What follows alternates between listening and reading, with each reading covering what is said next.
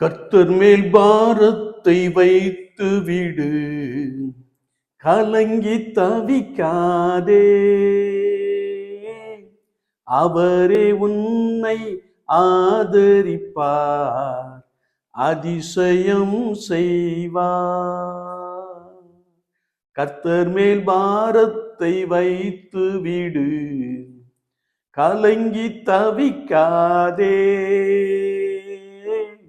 அவரே உன்னை ஆதரிப்பார், அதிசயம் செய்வார்.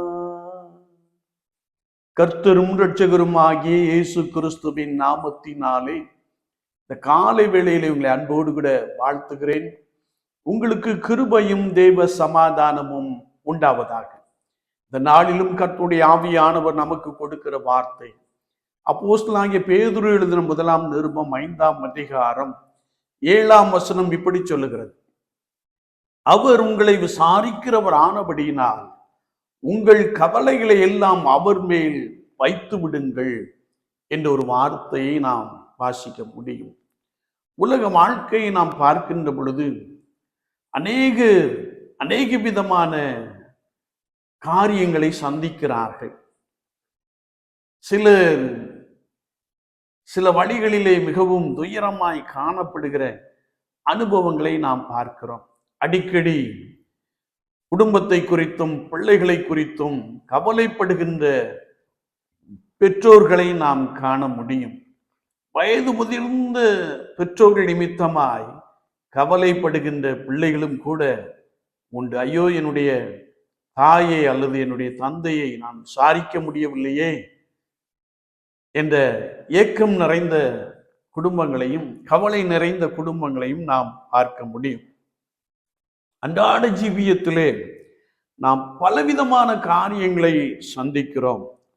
அநேகர் கவலைப்பட்டு சோர்ந்து போகின்ற நிகழ்வுகள், சிலர் பிள்ளைகளை குறித்ததான கவலை, இன்னும் சிலர் கடன் பிரச்சனைகளினால் உண்டாகிற வேதனை நிமித்தமாய் கவலை, இன்னும் சிலரை நாம் பார்க்கின்ற பொழுது சரீர பாடுகளின் நிமித்தமாய், சரீர நோய்களின் நிமித்தமாய், ஐயோ என்னை கவனிக்க யாரும் இல்லையே என்ற ஒரு கண்ணீர் என்ற ஒரு கவலையை நாம் பார்த்திருக்க முடியும்.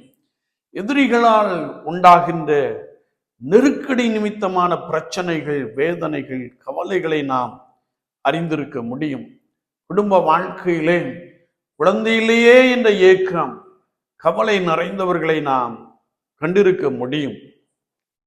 அது மாத்திரமல்ல, குடும்பத்திலே கணவன் சம்பாதித்து வருகின்ற இந்த சம்பாத்தியங்களை குடித்து குடித்து வெறிக்கிற காட்சியையும், குடித்து விட்டு மனைவி பிள்ளைகளை அடித்து கண்ணீரோடு கூட காணப்படுகின்ற காட்சியையும் கண்டு நாம் கவலைப்படுவது உண்டு.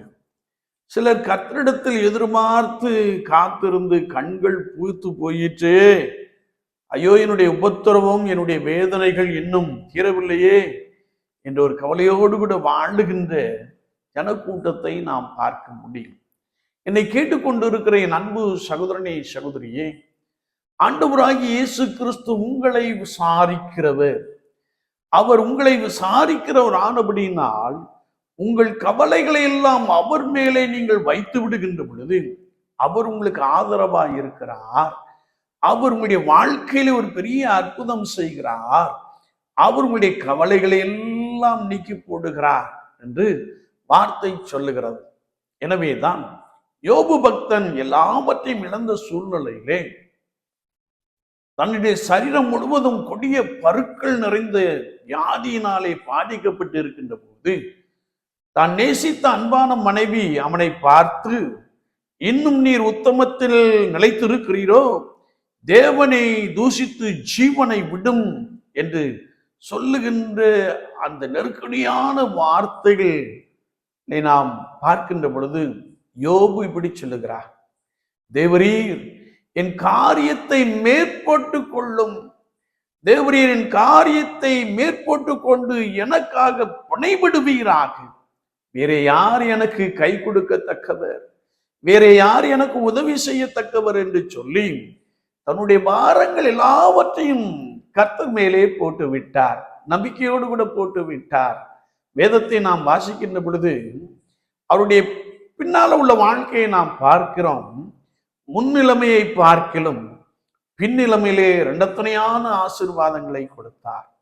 என்னை கேட்டுக்கொண்டிருக்கிற என் அன்பு சகோதரனே, சகோதரியே, கவலைப்படுவதனால் நம்முடைய சரீரத்திலே எவன் ஒருவன் ஒரு முழத்தை கூட்டுவான் என்று இயேசு சொன்ன ஒரு வார்த்தை நாம் எண்ணி பார்க்க முடியும். எனவே நீங்கள் உங்களுடைய வாழ்க்கையிலே காணப்படுகின்ற கவலைகள், கண்ணீர்கள் எல்லாவற்றையும் கர்த்தர் மேல் வைத்து விடுங்கள். அவர் உங்களை ஆதரிப்பார். அவர் உங்களுடைய பொருளாதார பிரச்சனைகளை நீக்கி போடுவார். அவர் உன்னுடைய நோயை நீக்கி போடுவார். அவர் உனக்குண்டான நெருக்கங்களை நீக்கி போடுவார். அவர் உன் சத்துருக்களை மேற்கொள்ளும்படியான சத்துவத்தை உனக்கு கொடுப்பார்.